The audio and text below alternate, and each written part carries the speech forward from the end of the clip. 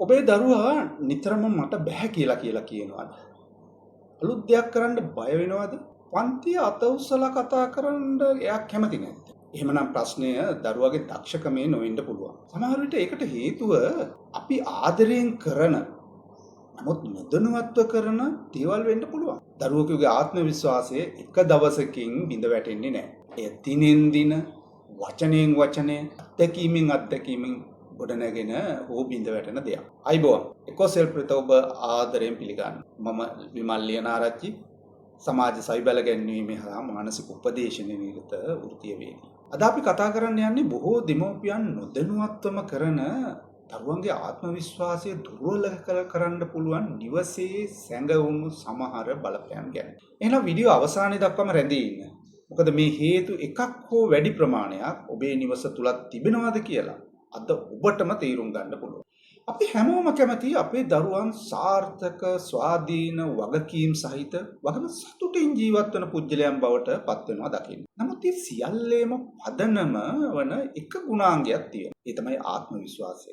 ආත්ම විශ්වාසය කියන්නේ Tamanට අභියෝග වලට මුහුණ දිය හැකි බවත්, වැරදි වලින් ඉගෙන ගත හැකි බවත්, ජීවිතය ඉදිරියට යා හැකි බවත් Taman තුළ ඇතිවන විශ්වාසය. බුදුරජාණන් වහන්සේ දේශනා කළේ අර තමාට තමාගම පිහිටයි කියලා අත්තාහි අත්තනෝනාතෝ කියලා දේශනා කළානේ.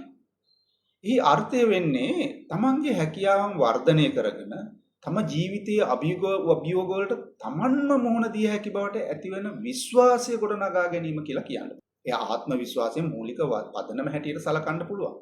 බොහෝ දෙනා හිතන්නේ සමහර දරුවන් උපතින්ම ආත්ම විශ්වාසයෙන් යුක්තයි කියලා. තවත් සමහරු ඒක එහෙම නෙවෙයි කියලාත් කියනවා. නමුත් මනෝවිද්‍යාත්මක පරිශන අපට පෙන්වා දෙන්නේ වෙනස් දෙයක්. මනෝවිද්‍යාඥ ඇල්බර්ට් බන්දුරා සහ යුරි බ්‍රොන්ෆෙන්බ්‍රෙනර් කියන විද්වතුන්ගේ පරිශන වලින් පෙන්වා දෙන්නේ දරුවන්ගේ ආත්ම විශ්වාසය උපතින්ම ලැබෙන දෙයක් නොව ඔහු හෝ ඇය ජීවත් වෙන පරිසරය තුල ක්‍රමයෙන් ගොඩනැගෙන දෙයක් කියලා. විශේෂයෙන්ම නිවස තුල ලැබෙන අත්දැකීම්, දෙමව්පියන්ගේ වචන සහ ඔවුන් සමග ඇති සම්බන්ධතාවය මේ සඳහා විශාල බලපෑමක් ඇති කරනවා. අද අපි බලමු දෙමව්පියන් නොදැනුවත්වම දරුවන්ගේ ආත්ම විශ්වාසයට බලපාන පැතිකඩ කීපයක් ගැන. පළමුවෙන් මම කියන්න කැමති ආත්ම විශ්වාසය ප්‍රශංසා වලින් නොව අත්දැකීම් වලින් වර්ධනය වෙනවා කියලා කියන්නේ. අපි බොහෝ විට දරුවන්ට කියනවා ඔයා දක්ෂයි, ඔයාට පුළුවන්. මේ වගේ වචන වැදගත්. නමුත් ඒවා පමණක් ප්‍රමාණවත් නැහැ. ප්‍රසිද්ධ මනෝවිද්‍යාඥ ඇල්බර්ට් බන්දුරා පෙන්වා දෙන්නේ ආත්ම විශ්වාසයේ වර්ධනය වන්නේ සාර්ථක අත්දැකීම් තුලින් කියලා. අවුරුදු 5ක විතර දරුවෙක් තමන්ගේ සපත්තු ලේස් ගැට ගහන්න උත්සාහ කරනවා කියලා හිතන්නකෝ. මුලින්ම ඔහුට ටිකක් අමාරු වෙනවා. ඒ වෙලාවේ අපි හැමදාම "යාට බෑ, මම මේක කරලා දෙන්නම්" කියලා ඒක කරලා දෙනවා නම් දරුවා ඉගෙන ගන්නේ මොකක්ද? මේ දේවල් මට තනියම කරන්න බෑ කියන පණිවිඩය. නමුත් අපි ඉවසීමෙන් ඔහුට උත්සාහ කිරීමට ඉඩ දීලා අවශ්‍ය වූ විටක පමණක් මඟ පෙන්වීම ලබා දුන්නා. එක් දවසකදී ඔහු සාර්ථක වෙනවා. එදා ඔහුගේ මනසට ලැබෙන පණිවිඩය මොකක්ද? මට පුළුවන් කියලා. ආත්ම විශ්වාසය ආරම්භ වෙන්නේ එතනින් වෙන්න පුළුවන්. ඊළඟට දැන් වැරදි වලින් ඉගෙන ගැනීමට ඉඩ ලැබෙන නිවසක්ද අපේ නිවස කියලා බලන්න ඕනේ. අපි හැමෝම දන්නවා දරුවන් ඉගෙන ගන්න අතරදී වැරදි සිදු වෙනවා, නැත්නම් ඔවුන් වැරදි කරනවා. ස්ටැන්ෆෝඩ් විශ්වවිද්‍යාලයේ මනෝවිද්‍යාඥ කැරල් ඩ්වෙක් පෙන්වලා දෙන්නේ ආත්ම විශ්වාසය ගොඩනැගෙන්නේ කිසිදා වැරදි නොකරන දරුවන් තුල නොව වැරදි වලින් ඉගෙන ගනිමින් නැවත නැවත උත්සාහ කරන දරුවන් තුල කියලා. ඒ නිසා මෙහිදී වැදගත් වෙන්නේ දරුවා වැරදීමක් කළාද නැත්නම් වැරද්දක් කළාද යන්න නෙවෙයි. එම අවස්ථාවේදී අපි ප්‍රතිචාර දක්වන ආකාරය. උදාහරණයක් කියන්නම්කෝ. කිරි වීදුරුවක් අතින් ගිලිහුණු ළමයෙකුගේ අතින් ගිලිහුණා කියලා හිතන්නකෝ. අපි කෑ ගහනවා නම් වට පරිස්සමක් නැද්ද? බලන්න හැමදාම ඔහොමමයි. දැන් දරුවගේ අවධානය යොමු වෙන්නේ ඉගෙන ගන්න නෙවෙයි. වැරදීමෙන් වැළකීලා ඉන්න. ඊළඟ වතාවේ උත්සාහ කරනවාට වඩා නැවත වැරදි කියලා බිය වෙන්න පුළුවන්. නමුත් අපි මෙහෙම කිව්වොත් හරි ඉතින් අනතුරක් වුණා. ඒක අමතක කරන්න. දැන් අපි දෙන්නම එකතු වෙලා මේක පිරිසුදු කරමු. දරුවා ඉගෙන ගන්න වෙනස් පාඩමක්. මොකක්ද? වැරදි වීමෙන්ම මම නරක කෙනෙක් වෙන්නේ නැහැ. මට මේ වැරද්දෙන් ඉගෙනගෙන නැවත උත්සාහ කරන්න පුළුවන් කියන විශ්වාසය ගොඩනැගෙනවා. වැරදි වලින් ඉගෙන ගැනීමට බිය නොවන දරුවෝ අලුත් දේවල් උත්සාහ කිරීමටත් අභියෝග බාර ගැනීමටත් ජීවිතයේ ඉදිරියට යාමටත් වැඩි කැමැත්තක් දක්වනවා. ඊළඟට දරුවාගේ හඬට වටිනාකමක් දෙන නිවසක්ද අපේ නිවස. ආත්ම විශ්වාසය වර්ධනය වෙන්නේ තමන්ගේ අදහසට වටිනාකමක් තිබෙන බව දැනෙන විට. බොහෝ නිවස්වල දරුවන්ට කතා කිරීමට නොව අසා සිටීමට පමණයි ඉඩ ලැබෙන්නේ. දරුවන් කතා කරන්න තීරණ ගැනීමට දායක වෙන්න අදහස් දක්වන්න අවස්ථාව උන්ට ලැබෙන්නේ ඉතා අඩුයි.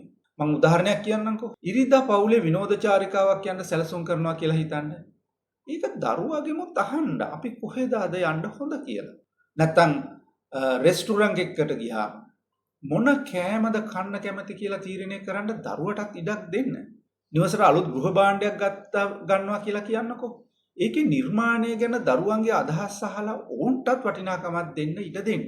මෙවැනි කුඩා අවස්ථා දරුවට කියා දෙන්නේ මගේ අදහසට වටිනාකමක් තියෙනවා කියන එක. තම හඬ අසන පරිසරයක හැදෙන දරුවෝ ජීවිතයේ වෙනත් තැන්වල තම අදහස් ප්‍රකාශ කිරීමට වැඩි විශ්වාසයක් ඇති කරගන්නවා. ඊළඟට අධික ආරක්ෂාවත් දරුවන්ගේ ආත්ම විශ්වාසයට බාධාවක් කියලායි දකින්නේ. මනෝවිද්‍යාඥ මාටින් සෙලිග්මන්ගේ පර්යේෂණ වලට අනුව දරුවන්ට තම ගැටලු තමන්ම මුහුණ දීලා විසඳා ගැනීමට අවස්ථාව නොලැබුණොත් මට බැහැ කියන හැඟීම උන් තුළ වර්ධනය වෙනවා. ඒ නිසා අධික ආරක්ෂාව දරුවා රැක ගන්න බවක් පෙනුණත් ඒ ඔහුගේ ආත්ම විශ්වාසය ගොඩනැගීමට බාධාවක් වෙන්න පුළුවන්. දෙමව්පියන් ලෙස අපි දරුවන්ට ආදරෙයි. ඒ නිසා සමහර වෙලාවට ඔවුන් අවශ්‍ය ප්‍රමාණයට වඩා උදව් කරනවා. පාසල් බෑගේ ආවුරලා දෙනවා. අමතක වෙච්ච දේවල් දුවලා ගිහින් ආපස්සේ ගිහින් දෙනවා. කෑම ටික අනලා කවනවා. ඔවුන් වෙනුවෙන් අපි ප්‍රශ්න විසඳනවා. මේ සියල්ල කරන්නේ හොඳ චේතනාවෙන් වෙන්න පුළුවන්. නමුත් නොදැනුවත්වම දරුවට යන පණිවිඩය මොකක්ද? මට මේවා තනියම කරන්න බෑ කියලා. ආත්ම විශ්වාසය ගොඩ නැගෙන්නේ සියලි අභියෝග ඉවත් කර දීමෙන් නෙවෙයි, අභියෝග වලට මුහුණ දීමට අවස්ථාව ලබා දීමෙන්. මම ඒක ආපහු කියනවා. ආත්ම විශ්වාසය ගොඩ නැගෙන්නේ සියලු අභියෝග ඉවත් කර දීමෙන් නොව අභියෝග වලට මුහුණ දීමට අවස්ථාව සලසා දීමෙන්. මේ කාරණයක් වැදගත්. මොකද්ද? නිවසේ භාවිතා කරන භාෂාව. දරුවා ගැන අපි භාවිතා කරන වචන දරුවා තමන් ගැන හිතන ආකාරයට තදින්ම බලපානවා. ඔබ නිතරම කිව්වොත් ලැජ්ජාශීලී දරුවෙක්. ඔයාට කතා කරන්න බෑ. ඔයාට හරියට අමතක වෙනවනේ. ඔයාට අනේ වගකීමක් ගන්න බෑනේ. ඔයාට මේවා කරන්න බෑ කියන විට ඒ වචන ක්‍රමයෙන් දරුවාගේ අනන්‍යතාවයේ කොටසක් බවට පත් වෙන්න පුළුවන්. ඒ වෙනුවට අපි මෙහෙම කිව්වොත් ඔයාට ටිකක් කාලයක් ගන්න ඕන වෙන්න පුළුවන්. කමක් නැහැ එහෙම කරන්න. ඔයා උත්සාහ කරනවා. ඔයා තවම ඉගෙන ගනිමින් ඉන්නේ. වැනි ඔවුන් දිරිමත් කරන භාෂාවක් භාවිතා කරන්න පුළුවන්. මීට අමතරව දරුවන් තමන් ගැන ඉගෙන ගන්නේ දෙමව්පියන්ගේ හැසිරීම බලලා කියන එකත් අපි තේරුම් ගන්න ඕන. මෙහිදී අපි බොහෝ විට අමතක කරන වැදගත් කාරණයක් තියෙනවා. දරුවන්ට අපි කියන දේවල් වලට වඩා බලපාන්නේ අපි ජීවත් වෙන විදිහ. දරුවන් ඉදිරියේ අපි අන් අයට සලකන ආකාරය ඔවුන් ඉතා හොඳින් නිරීක්ෂණය කරනවා. අපි සේවකයෙකුට අපහාස කරනවා නම්, අසල්වැසියෙකු ගැන පහත් ලෙස කතා කරනවා නම්, අන් අයගේ දුර්වලතා ගැන සමච්චල් කරනවා නම්, දරුවා ඉගෙන ගන්නේ මිනිස්සුන්ගේ වටිනාකම තීරණය වන්නේ ඔවුන්ගේ තත්ත්වය අනුවෙන් බවයි. නමුත් දරුවා දකිනවා නම් අම්මා තාත්තා සියලු දෙනාට ගෞරවයෙන් සලකනවා. අන් අයට උදව් කරනවා. සමාජ වගකීම් ඉටු කරනවා. එවිට දරුවා තුළ ගොඩනැගෙන්නේ සියලුම මිනිසුන්ට වටිනාකමක් තියෙනවා කියන විශ්වාසය. Taman අන් අය මෙන්ම වටිනා බව දැනෙන දරුවෙකුට ශක්තිමත් ආත්ම විශ්වාසයක් වර්ධනය වීමට පහසුයි.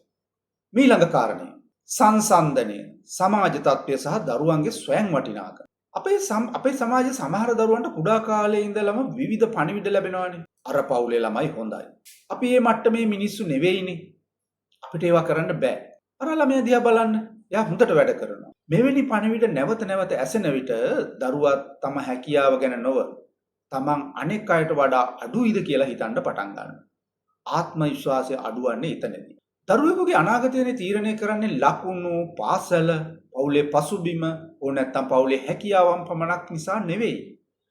බොහෝ විට තීරණාත්මක වන්නේ දරුවා තමන් ගැන හිතන ආකාරය. ඔහු තමන් ගැන විශ්වාස කරන ආකාරය අනුව. දෙමාපියන් ලෙස අපි දරුවාට දෙන්න ඕන පණිවිඩය මොකක්ද? ඔයාට වටිනාකමක් තියෙනවා. ඔයා වටින පුජ්‍යලෙක්. ඔයාට ඉගෙන ගන්න පුළුවන්. ඔයාට වර්ධනය වෙන්න පුළුවන් කියන පණිවිඩය.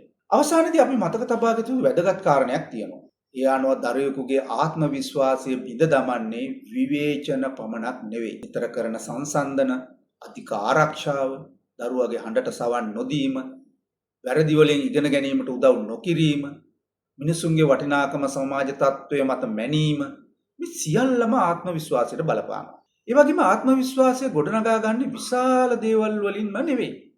දිනපතා සිදුවන කුඩා අත්දැකීම් වලදී. Tamanට උත්සාහ කිරීමට අවස්ථාව ලැබෙන විට, වගේම වැරදි වලින් ඉගෙන ගැනීමට ඉඩ ලැබෙන විට, නැත්නම් Tamanගේ හඬට වටිනාකමක් ලැබෙන විට, වගේම සියලු මිනිසුන්ට ගෞරව කරන වැඩිහිටියන් අතර ජීවත් වෙනකොට මේ ළමයා දරුවා තුල ක්‍රමයෙන් ශක්තිමත් ආත්ම විශ්වාසයක් වර්ධනය වෙනවා. අපගේ දරුවන්ට දිය හැකි වටිනාම ත්‍යාගය සියලු දේ කර දීම නෙවෙයි. ඔවුන් තුල මට පුළුවන්, මම වටිනා කෙනෙක්, මට ඉදිරියට යන්න පුළුවන් කියන විශ්වාසය ගොඩනැගීමට උපකාර කිරීම. අද ඔබ ඔබේ දරුවාට දුන්නේ උපදේශයක්ද? නැත්නම් අනකිරීමක්ද? නැත්නම් ඔයාට වටිනාකමක් තියෙනවා, ඔයාට පුළුවන් කියන විශ්වාසය. හොඳයි. ඔබේ දරුවා ගැන අදහස් සහ අත්දැකීම් මෙහි කමෙන්ට් කරන්න අමතක කරන්න එපා. ඔයාලගේ අදහස් අනිත් දෙමව්පියන්ට බොහෝම ප්‍රයෝජනවත් වෙනවා. මේ වීඩියෝ තවත් දෙමව්පියෙක් සමග ෂෙයා කරන්නත් අමතක කරන්න එපා. අපේ දරුවන් වෙනුවෙන් අපිට කළ හැකි ලොකුම සේවය ඔවුන් වෙනුවෙන් හැමදේම කරලා දෙන එක නෙමෙයි. තමන්ට තමන්ගේ හැකියාවන් විශ්වාස කරන්න උදව් කිරීම. මම ආපහු කියනවා. ඔවුන්ට තමන්ගේ හැකියාවන් විශ්වාස කරන්න උදව් කිරීම. එනිසා අපි ආදරණීය දෙමව්පියන් හැටියට අපේ දරුවන්ගේ ආත්ම විශ්වාසය ගොඩනගන වචන, අත්දැකීම් හා පරිසරයක් ලබා දෙමු. එකතු වෙලා මේ රටේ ශක්තිමත් දරු පරපුරක් ගොඩනගන්න උදව් වෙමු. නැවතත් එකොසෙල්ෆ් සමගින් ඊළඟ වීඩියෝයෙන් හමු වෙමු. ස්තුතියි.